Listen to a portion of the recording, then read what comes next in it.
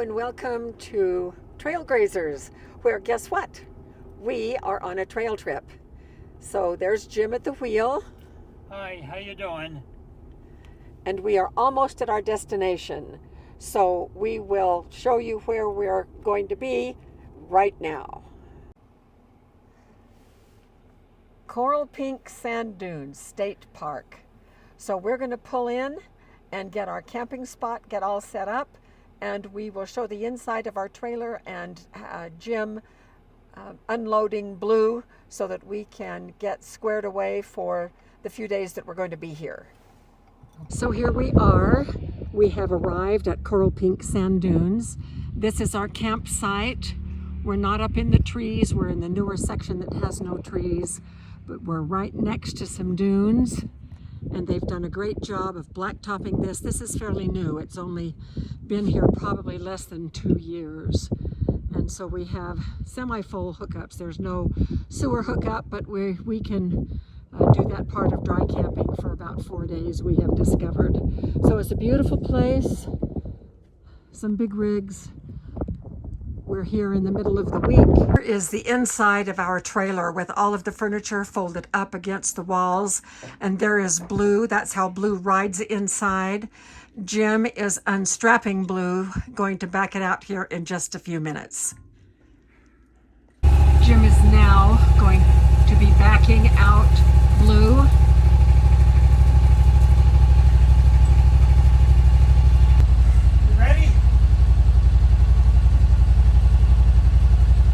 Go.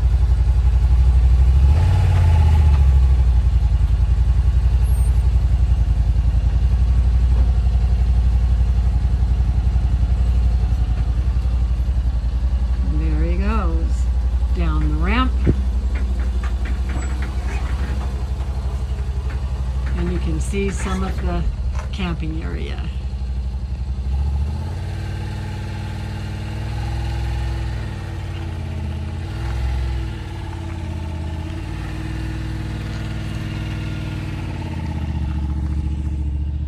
So here is the other end of the trailer. That's the bedroom down at the other end. The slide goes out and we have a queen size bed back there. Whenever we camp at Coral Pink Sand Dunes, we always have to make at least one trip into Kanab.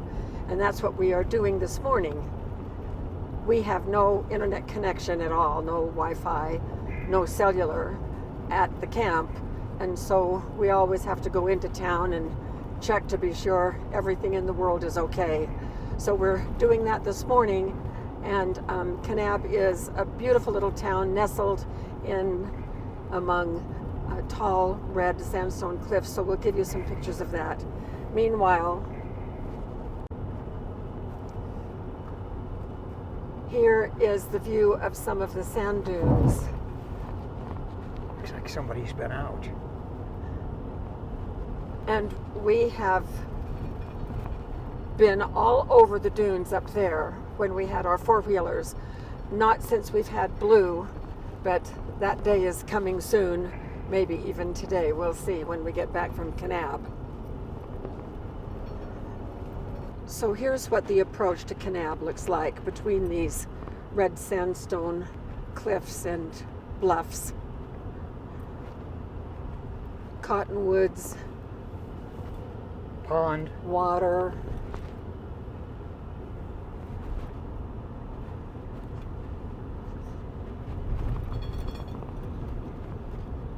They used to shoot a lot of John Wayne type westerns, and Kanab was where all of the movie stars stayed. So when we get into town, I will show you the motel or hotel where they headquartered all of the movie stars. So we are coming into Kanab.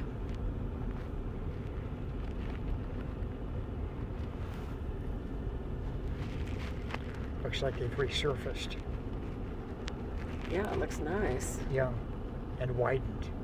This place has just grown exponentially in the 13 years that we've lived in this area. It used to be just a small crossroads town, and now we have all fancy hotels, one of our favorite little restaurants, the Three Bears, coming up here, had the best raspberry shakes, and we would come in just for that. But they sold out, and it's now a ooh la la French restaurant. Imagine a French restaurant in Kanab. We thought, oh, it'll never last, but it's lasted about 3 or 4 years, hasn't it, Jim? At least. See if we can see it on the way in. Big red cliffs all surrounding Kanab.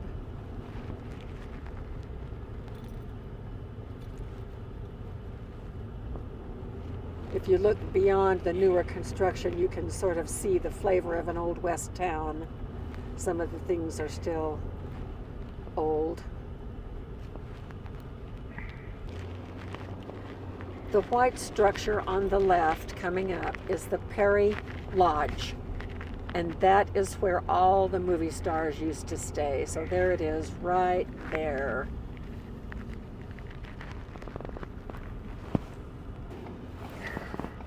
We are headed back to camp. I have new rubber gloves. I tried on my old ones to wash dishes last night, and they were all shredded. We have gas and a clean windshield, and here is the Perry Lodge. I thought you might like a better view of it.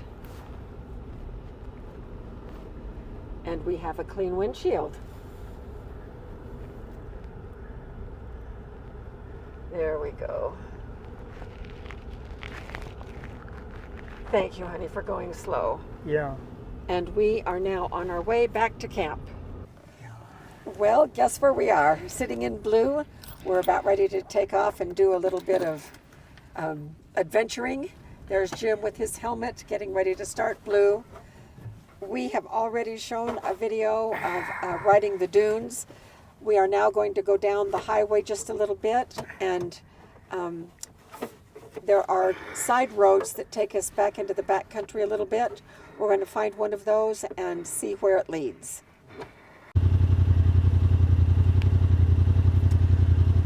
Well, we seem to have found a little side road, so we're going to pursue this for a little while and see where it goes.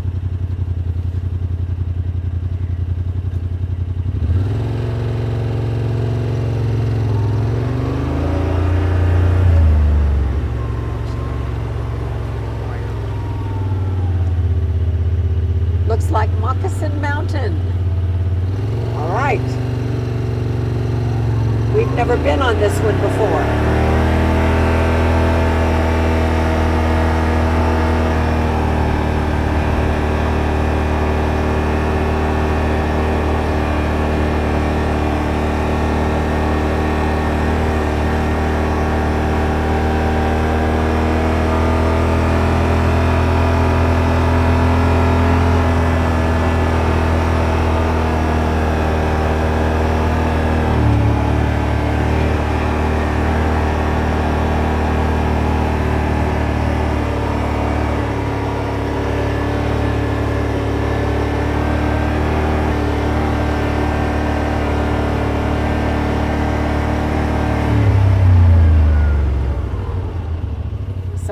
Corral is here.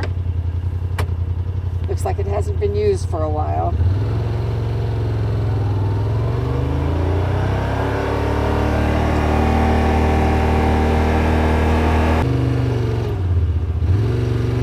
We have found ourselves in an area that we don't like very much. A lot of slashed trees. The view out that way is spectacular. A little dune right here. We're going to get out of here.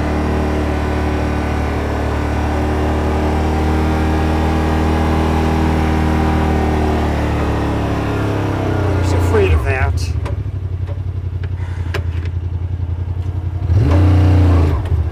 Get a run at it. Yeah, I know. Jim got us out, so we're good.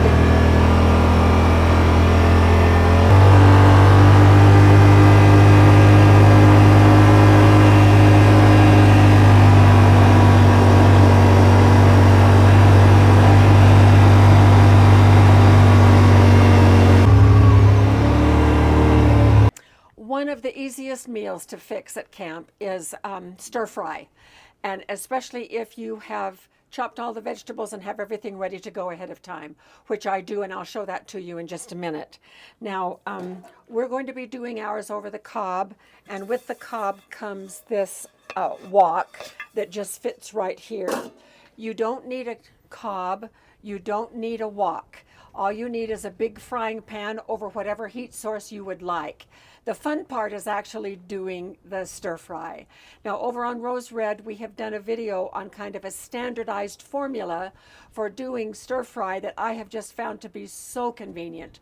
So I'm going to put the link to that video at the end of this one so that if you have not seen that video, you can pop over there and see it. And it works for substituting all kinds of ingredients as well as using food storage ingredients, which will be a forthcoming video over on Rose Red. All right, we think that it's hot enough. I just put some tallow in here and it has melted, and we're going to drop in our chicken first. So while the chicken finishes cooking, let's take a look at what else I brought right over here. So in this baggie, I have, about half a package of snow peas that are falling out. I probably won't use all of those. I have some chopped fresh mushrooms. I have some broccoli and carrots. Now these are packaged in the same package because these take a little bit longer to cook, so I'll be adding those first. I have some green onion, and in 2 little containers I have some fresh grated ginger and some garlic. And then I have here some bok choy. And I just cleaned out my refrigerator vegetable bin, so I didn't rush to the store to buy anything. This is just what I had on hand. Also, I made up kind of a universal stir-fry sauce. Ahead of time, it's been in the refrigerator. So the white on the bottom is cornstarch. So we'll be shaking this up and getting it to where everything is all distributed again before we add it. We've got to cook the vegetables first. All right, we're going in the house to finish. This is just ridiculous. I'm taking these pieces of charcoal that are still really good.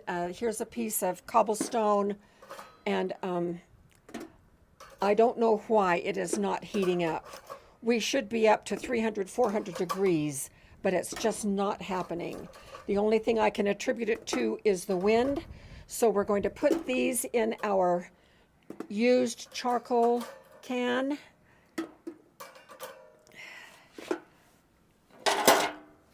Put the lid on.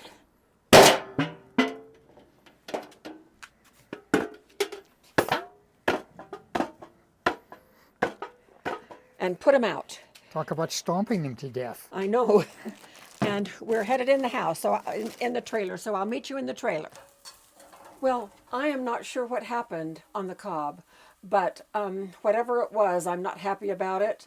But thankfully, we have a backup plan. We can just bring the wok in here, put it over our propane stove burner here, and we can finish. Because stir fry shouldn't take a half an hour for one of the batches. It should take about 20 minutes for everything. So now I'm going to add the remaining veggies. So this is some bok choy. This is some red bell pepper. Mushrooms.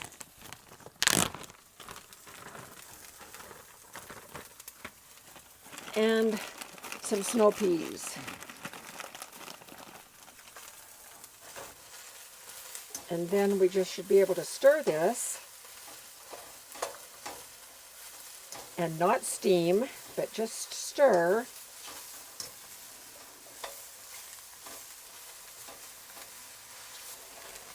Here's our green onion.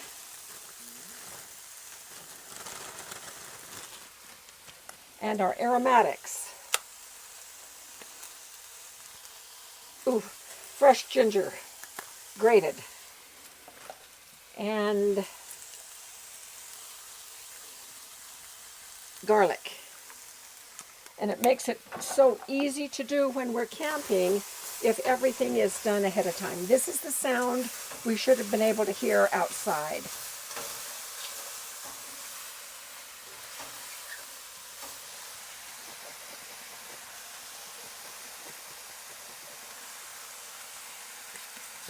So this comes together very fast when everything is working well.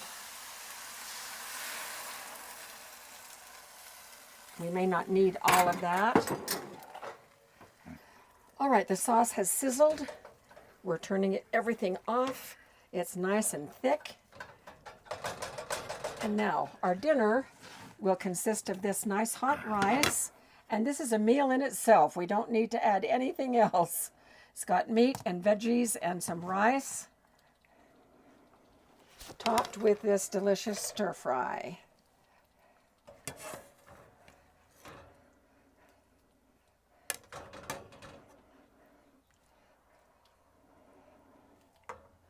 So there it is. And I'll just take a quick little bite. Little piece of mushroom there.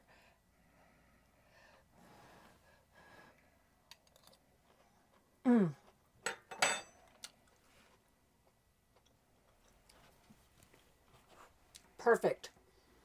And when it's done with everything working right, here's a meal in about 20 minutes when camping, so that makes it great. So we're going to have our dinner, and we will see you, I guess, in the morning. Well, it is the morning of our last day, and there's just a little tiny bit of wind. So we are going to hike up to the top of the dunes right behind our camp and see if we can see the full dune field and give you the full view of the dune field. So you went up there earlier today? It was fantastic. It reminds me of all the times that we'd been here before, where there were just people everywhere on their quads and whatever else, and thoroughly enjoying it. But the past few years, things have kind of really quieted down. Shifting sands and those kinds of things. With the drought, the sound has become really, really dry and much more difficult to negotiate. But am I hearing dune infection in your voice? Dune envy.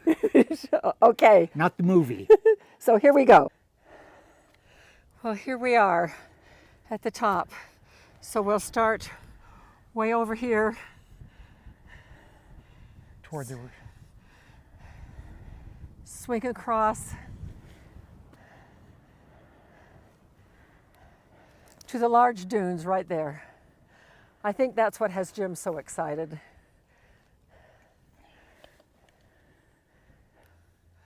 When I used to bring teachers here for part of a grant that I was running and helping the teachers to improve their skills for teaching science inquiry, those teachers would climb to the top of that dune and ride down the dune on their bellies. And when they did that, the dune groaned. They recorded the sound for me so that I could actually hear it. So there was a sound as they were going down on their bellies. Wasn't the teachers groaning because they were getting sand burned? It might be. They didn't do it bare-bellied. Very beautiful. So are we going to take one last ride? I don't know. It's windy out there, and I'm just unsure anymore. In any case, this has been a great trip. So we're headed back to our, I guess you can't see it. It's hiding behind those dunes right there behind us. But there's our camp. We'll get a picture of it in just a minute. So there we are. There's Jim. Hi. There's Blue in our trailer and our truck. So we are going to be packing up and heading home.